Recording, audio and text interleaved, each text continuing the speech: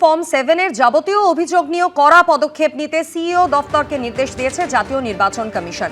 রুমা পাল প্রতিনিধি আমাদের সঙ্গে রয়েছেন। রুমা, এক্ষেত্রে কমিশনের কি নির্দেশ? দেখো, জানি রাখি যে ফর্ম 7 জমা দেওয়া নিয়ে কিন্তু শাসক দল এবং বিরোধী পক্ষের মধ্যে একাধিক তরজা কিন্তু আমরা দেখেছি, এবং জেলায় দেখা গেছে যে ফর্ম 7 জমা দেওয়ার ক্ষেত্রে কত জমা দেওয়া হতে পারে এবং কতজন কাদের জমা দেবে সেই নিয়ে কিন্তু চাপানোতর চলেছে। এবার কিন্তু নির্বাচন কমিশন স্পষ্ট জানিয়ে দিচ্ছে যে সিইও এবং ডিও অফিসে যে জমে থাকা যে ফর্ম 7 রয়েছে সেটা কিন্তু ইআরও এবং এইআরওদের অফিসেই পাঠানো হবে, এবং সেক্ষেত্রে কমিশন নির্দেশ দিচ্ছে যে অভিযোগগুলো কিন্তু 16 তারিখ অর্থাৎ আজকের মধ্যে কিন্তু নিষ্পত্তি করতে হবে। অর্থাৎ ফর্ম 7 জমা কিন্তু ইতিমধ্যে সিইও অফিস এবং ডিও অফিস মানে জেলা নির্বাচনী আধিকারিকদের, জেলা শাসকদের যে অফিস হচ্ছে সেখানে জমা পড়েছিল, কিন্তু সেই নিষ্পত্তি কিন্তু ইআরও এবং এইআরওদেরই করতে হবে। সেটা কিন্তু 16 তারিখের মধ্যে অর্থাৎ আজকের মধ্যে নিষ্পত্তি করতে হবে। এবং ইআরও এইআরওদের আরো বলা হয়েছে যে এই অভিযোগগুলো যেটা হচ্ছে তোমার সুপ্রিম কোর্টের যে নির্দেশ রয়েছে 9 ফেব্রুয়ারি এবং যে এসআইআর যে নির্দেশ যেটা 27/10/2025 যে নির্দেশ সেই অনুযায়ী নিষ্পত্তি করতে হবে। কমিশন সব ধরনের দাবি এবং অভিযোগের নিষ্পত্তি নিশ্চিত করতেই বলেছে, এবং সেক্ষেত্রে টাইমলাইন বেঁধে দিয়েছে এবং ডেডলাইন বলা যেতে পারে আজকে 16 তারিখ। তবে এটাও প্রশ্ন যে 16 তারিখের মধ্যে যে ফর্ম 7 গুলো রয়েছে সেটা ইআরও এবং এইআরওরা কতটা সেটা নিষ্পত্তি করতে পারে সেটাই সব থেকে বড় প্রশ্ন। তবে এটা ঠিক নির্বাচন কমিশনের যখন নির্দেশ রয়েছে তখন এই 16 তারিখের মধ্যেই কিন্তু এই সমস্ত ফর্ম 7 নিষ্পত্তি করতে হবে। তবে এটাও ঠিক যে কত ফর্ম 7 রয়েছে সেটা কিন্তু নির্বাচন কমিশন খোলসা করেনি, এবং সেক্ষেত্রে সেই কত ফর্ম 7 রয়েছে সেটার উপরও নির্ভর করছে 16 তারিখের মধ্যে সেটা নিষ্পত্তি করা সম্ভব কিনা। তবে নির্বাচন কমিশনের যেহেতু নির্দেশ রয়েছে সেই জন্য ইআরও এবং এইআরওদের কিন্তু এই নিষ্পত্তি আজকের মধ্যেই করতে হবে। ধন্যবাদ রুমা।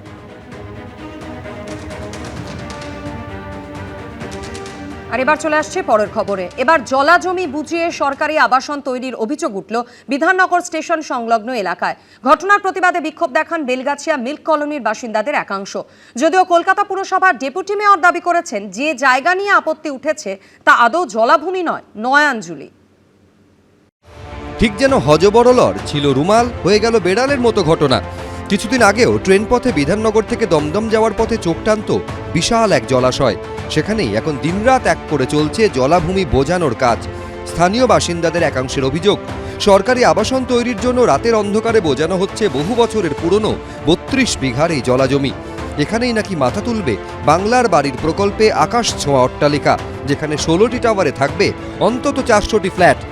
আর এই জিনিসটা জবের থেকে আরম্ভ হয়েছে প্রথম দিন থেকে আমরা একসাথে হয়ে অনেক বাধা দিয়েছি। এইভাবে দিনের পর দিন রাত্রির 12টা 1টার সময় মাটি ফেলছে। আমরা চাই আমাদের জলাশয়টাকে ফিরিয়ে দিক।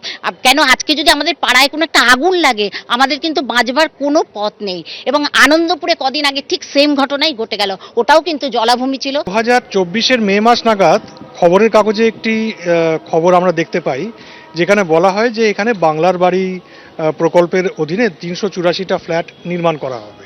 তা আমরা সবাই একটু আতঙ্কিত হয়ে পড়ি যে এখানে এত সুন্দর একটা জলাভূমি, 32 বিঘার পুকুর, সেটা বুঝিয়ে যদি অন্য কিছু করা হয় সেটা তো প্রত্যেকেরই আমাদের খারাপ লেগেছিল। বিধাননগর থেকে দমদম স্টেশনের দিকে যাওয়ার ঠিক মাঝামাঝি যদি রেল লাইনের বাঁ দিকে তাকানো যায়, যে সুবিশাল জলাশয়টা এতদিন চোখে পড়তো এবং তার সামনে যে সুবিশাল সাদা বাড়িটা চোখে পড়তো সেটাই শালবনী অ্যাপার্টমেন্ট এবং শালবনী ঝিল। যে শালবনী ঝিল এই মুহূর্তে রীতিমতো ভয়াবহ চেহারাতে রয়েছে। সেখানে পেলোডার দিয়ে মাটি ফেলা হচ্ছে, বোঝাই করা হচ্ছে একটা বড় অংশ। কেন বোঝাই করা হচ্ছে? কারণ এখানে সরকারি প্রকল্প হবে। কি প্রকল্প? বাংলার আবাসন। এলাকাবাসীর দাবি, কিছুদিন আগেই এই নিয়ে তারা পরিবেশ আদালত গ্রিন ট্রাইব্যুনালে নালিশও ঠুকেছেন। সেই মামলার এখনও নিষ্পত্তি হয়নি। মামলা হয়েছিল কলকাতা হাইকোর্টেও, কিন্তু তার রায় গিয়েছে কলকাতা পুরসভার পক্ষে। সেই রায়কে চ্যালেঞ্জ করে মামলাকারীরা এবার দ্বারস্থ হয়েছেন সুপ্রিম কোর্টের। বেলগাছিয়ার মিল্ক কলোনির বাসিন্দাদের একাংশের এই অভিযোগের প্রেক্ষিতে কলকাতা পুরসভা কি বলছে? জায়গাটা হচ্ছে রেলের জায়গা ছিল, মানে কিছুটা খোলা জায়গা ছিল, ওটা কৃত্রিমভাবে নয়নজলি তৈরি হয়ে গেছিল, আর বাকিটা ল্যান্ড। তো ন্যাচারালি এই কাগজপত্র আমাদের কাছে আছে। যারা বলছেন জলাজমি বুঝিয়ে হচ্ছে, এটা সঠিক নয়। এইটা কখনোই জলাজমি নয়, ওখানে বাংলার বাড়ি প্রজেক্ট হচ্ছে। একই সুর শোনা গেছে স্থানীয় তৃণমূল কাউন্সিলর ও বড় চেয়ারম্যান দুজনের মুখেই। ওটা কোনো জলাজমি নয়, ওটা একদম কর্পোরেশনের স্থলভাগ, এবং আমরা কিন্তু জল রিস্টোর করে বাকি জায়গাটাই আমাদের বাংলার বাড়ি করা হচ্ছে। এটা নয়নজুড়ি আছে আর ল্যান্ডও আছে। যদিও বাসিন্দাদের একাংশ গুগল আর্থের ছবি দিয়ে দেখিয়েছেন 2011 সালে দেখা যাচ্ছে ওই নির্দিষ্ট জলাভূমিকে শালবনী পণ্ড বলে উল্লেখ করা হয়েছে। 2014 সালের গুগল আর্থেও একই কথা রয়েছে, এমনকি ইসরোর নথিতেও এটা জলাশয় বলে উল্লেখ করা আছে, এমনটাই দাবি করছেন তারা।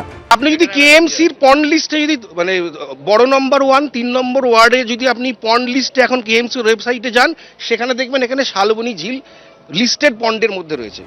জলা জমি বুঝিয়ে বাংলার বাড়ি তৈরির বিরোধিতা করে রবিবার প্রস্তাবিত আবাসনের গেটের সামনে বিক্ষোভ দেখান স্থানীয় বাসিন্দাদের একাংশ।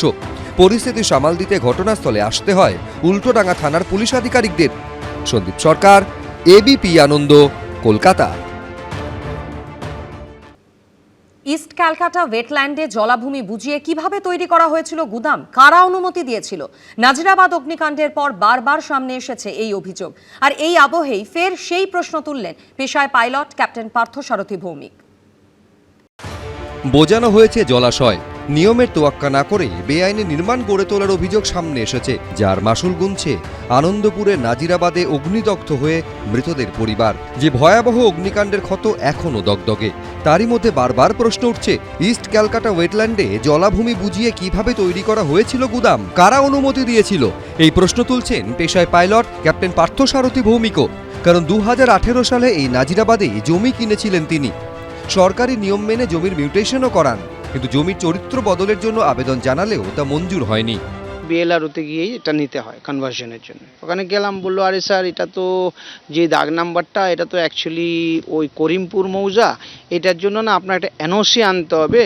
এবার আমি গেলাম ইস্টল্যান্ড ওয়েটল্যান্ড ম্যানেজমেন্ট অথরিটি খুঁজে বার করলাম, যাওয়ার পরে ওলা বললো দেখুন আপনি তো প্রথম জমি কিনেননি, এটা তো অ্যাকচুয়ালি আপনাকে আমরা বুঝিয়ে বলি 2006 এই একটা আইন হয়েছে, অতএব এখানটায় প্রায় 3000-এর মতো আমাদের কাছে অ্যাপ্লিকেশন আছে এরকম কনভার্সনের জন্য, আমরা কাউকেই কিছু পারমিশন দিই না, অতএব আপনাকে আমরা তো এনওসি দিতে পারবো না। অথচ ক্যাপ্টেন পার্থসারথী ভৌমিকের দাবি এরপরই তার কেনা জমির পাশে অবৈধভাবে শুরু হয়ে যায় নির্মাণ কাজ। হঠাৎ করে আমি দেখলাম যে আমার পাশেই গোডাউনের কনস্ট্রাকশন শুরু হলো, বাড়ির পিছনে একটা গোডাউনের কাজ শুরু হয়ে গেছে।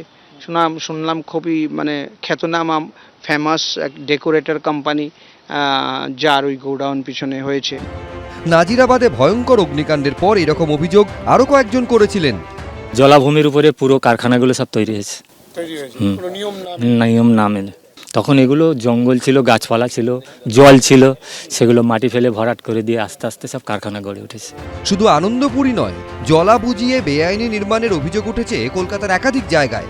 শুক্রবার কলকাতা পুরসভায় টক টু মেয়র অনুষ্ঠানে মেয়র ফিরহাদ হাকিমের কাছে এই নিয়ে অভিযোগ করেন এক নাগরিক।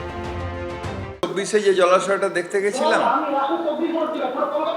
স্পেসিফিক কেস থাকলে স্পেসিফিক আপনি ডাইরেক্টলি নিয়ে এসে আমাকে দেবেন। স্পেসিফিক কেস থাকলে অনেক করে হবে না, হচ্ছে না, আগে যা হয়ে গেছে, নতুন করে হচ্ছে না, আপনাকে বলছি আমি।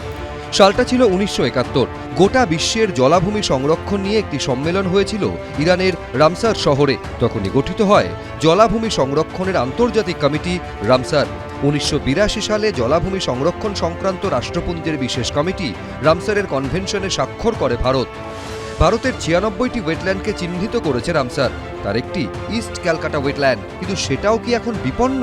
সুদীপ্ত আচার্য, অর্ণব মুখোপাধ্যায়, এবিপি আনন্দ, কলকাতা। এবিপি আনন্দ, এগিয়ে থাকে, এগিয়ে রাখে।